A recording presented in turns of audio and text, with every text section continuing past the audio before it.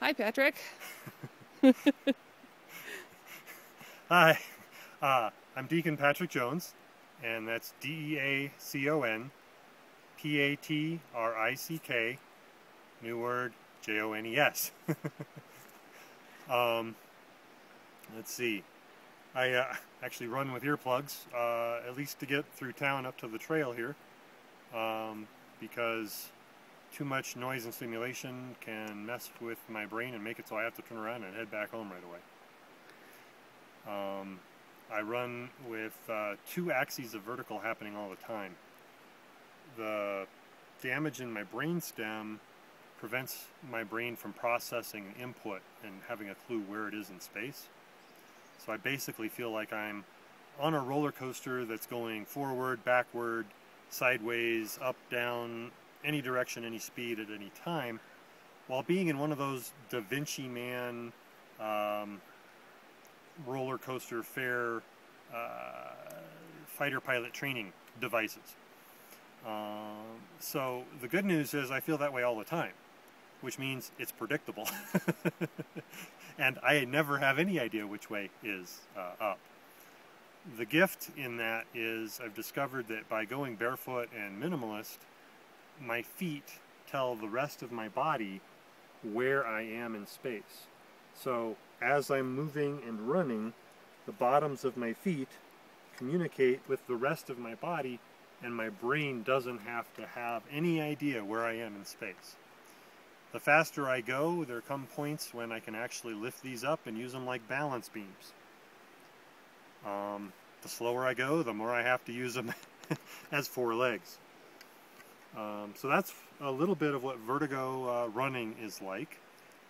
One way to think about it is it's kind of like a blind person walking through a dark room full of furniture. A normal sighted person can't imagine doing such a thing. A blind person does it all the time. They use the cane, they get right on through.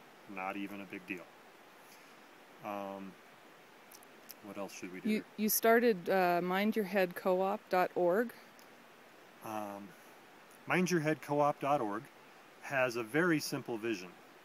The vision is to help people with brain injury achieve long-term brain injury recovery by using their brain as much as possible, entering into life as fully as possible.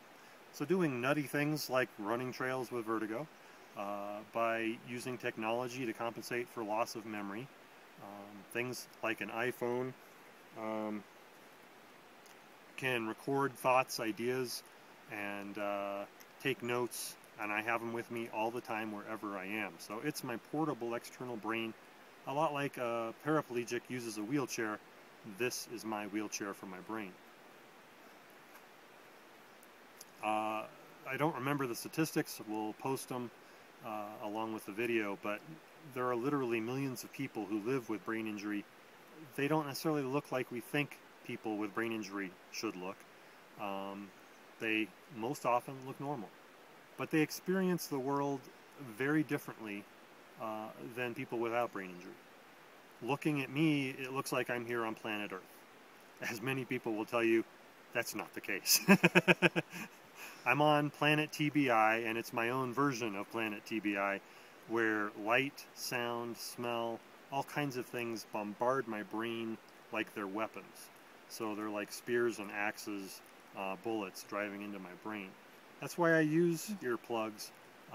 That's why I try to avoid crowds, and that's why I can't run with anybody, because that's too much for my brain to handle. So the gift of being able to get out and be out here is running.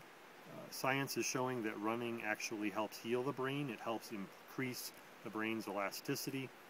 And so I'm making new connections all the time by doing this and by entering into life as fully as possible everywhere else I can. So what message would you have for those that are dealing with brain injury, either as a caregiver or as the one with the brain injury? My motto for myself and invitation to everybody with brain injury and caregivers, first of all, to caregivers, a huge thank you. You make life amazingly possible. The gift you give us is priceless. And life with brain injury is a long, hard road, and the best way that I know to travel that road is to focus on the gifts rather than dwelling on the pain. By doing that and giving ourselves permission to go as fast as we can, but as slow as we must, life is a tremendous gift. And you're doing a 20 in 20? Yeah, what's that called? I think it's 20 in 20. 20 Ks for 20 days.